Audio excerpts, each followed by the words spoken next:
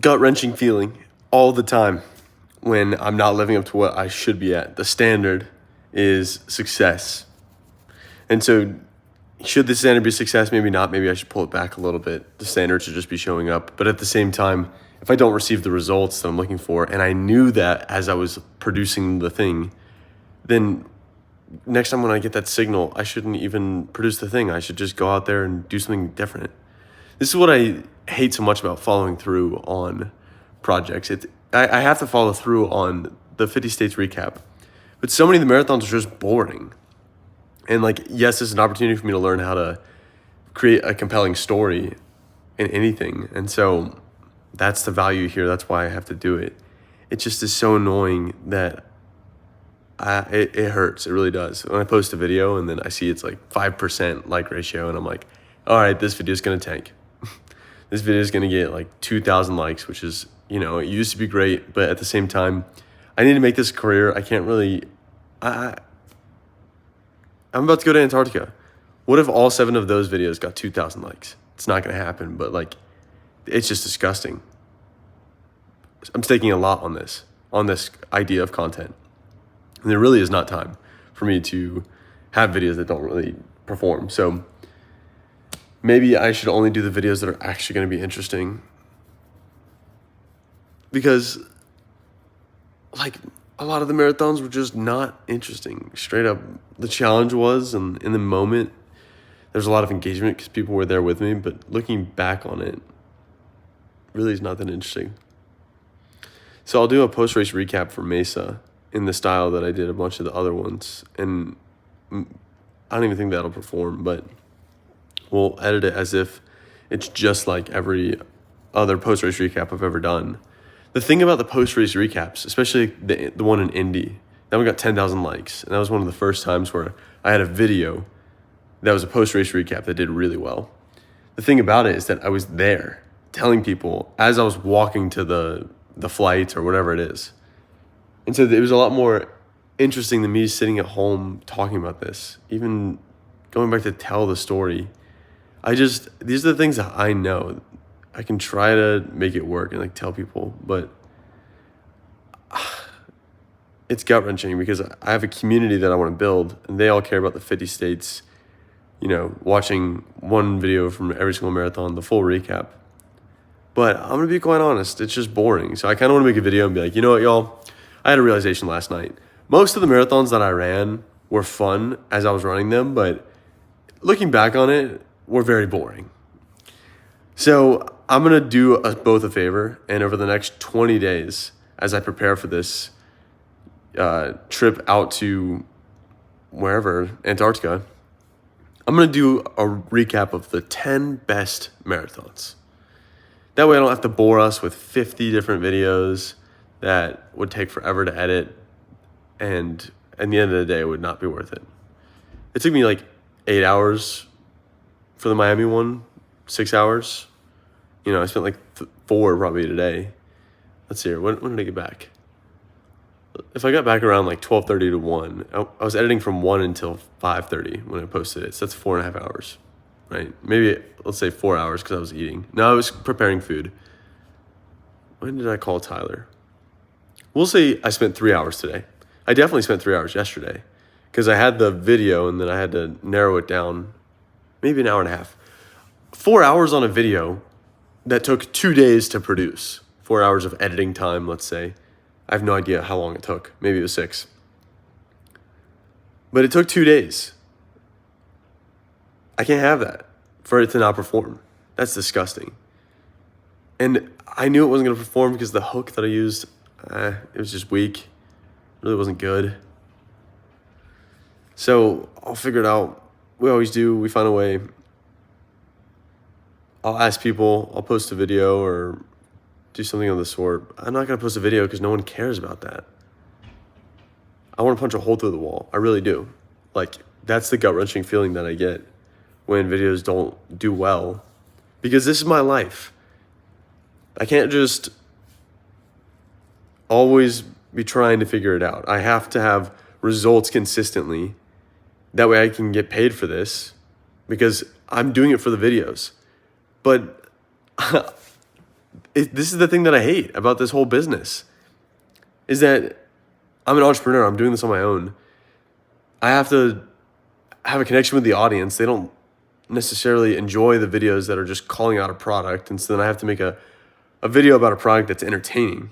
So it can't just be like a regular ad that most creators do. It has to be something like, hey, thank you, whoever, for sponsoring this series or this video, or, you know, there's so many things to balance as a startup social media creator, because it really is difficult nowadays, because you have to treat it like you're a startup company. So you're not gonna make any money. But the difference is that you're a person, so there's more of a personality connection with your audience. It's just so weird. I don't need to, like, y'all know this, I don't need to make a dime. I've been doing it for 5 years. I don't care if I make any money from this. But for me to do what I want to do with this, I have to make money from it. So there's this weird relationship that I have with the videos performing well, because if they don't, well, I'm learning, but there's not a ton of time for me to always be learning. I have to figure it out eventually and then have consistent uploads that all perform well. And I know which ones are going to perform well.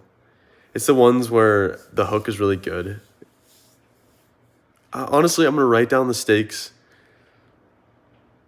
write down all of the one-sentence summaries of the marathons. So I'll have 50 of them, and then I'll decide from those 10 which ones are really good and make recaps of those. It makes me want to punch a hole through the wall, because I can't have a video that gets 1,000 likes. That's just disgusting.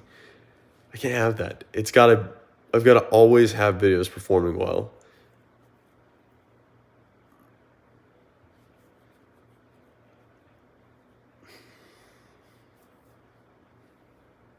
And I know this now for the next series. Stay on top of the videos as the series is happening, because once you're done, it's over.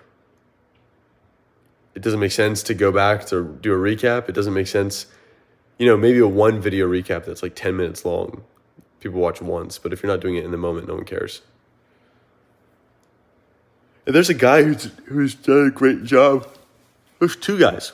One guy who's hiking around the world, but he'll get 5,000 likes pretty consistently. I gotta check and see what his average likes are, because maybe I'm just getting promoted the videos when they're first posted. But for one, he's doing 500 parts. Maybe the parts doesn't matter. Don't give myself the excuse. He's hiking around the globe. There's another guy who's doing like a bike tour around from like South America all the way up to Alaska. I'll study both their content and see if it's worth doing a full 50-part recap and how I should do it. Because the one I posted today,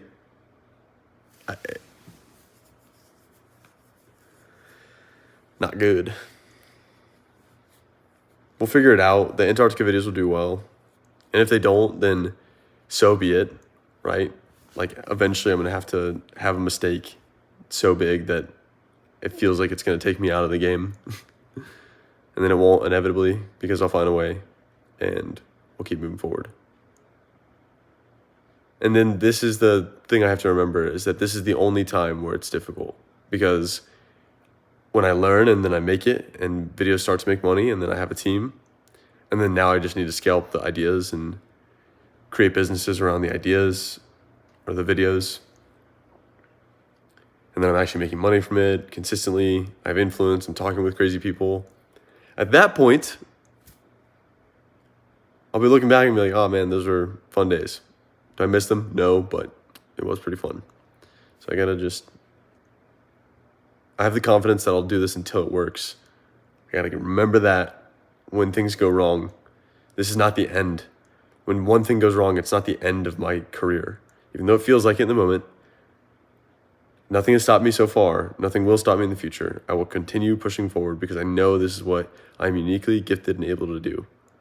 So I'll find a way eventually, and when I find a way, this is it. This is the last time, potentially, that I'll be this frustrated. There's also so much, as a startup creator, there's a lot of little tasks. You got to email this person about a sponsored posts, and that's a very big task. Like getting paid for a brand deal, that's huge. It's how this whole thing stays alive. But at the same time, I don't want to have to deal with that. I'm not, there's so many little things all over the business side of things. If I wanted to start a business, I would have done that. I make videos. Now I need to be a leader and then lead people to help me create a business around this. And until I get to that spot, I have to do all the little tedious things that just do not matter. But then you could argue that they do matter because that's the only way that I'm going to get to that spot. So yet another perspective. This is the only time where it's going to be this difficult. It's not going to take me out of the game because I will not stop until it works. And then all of the nonsensical BS, quote unquote, is actually extremely valuable because that will be the thing that gets me out of this position that I'm in. I need to go run. Why not us?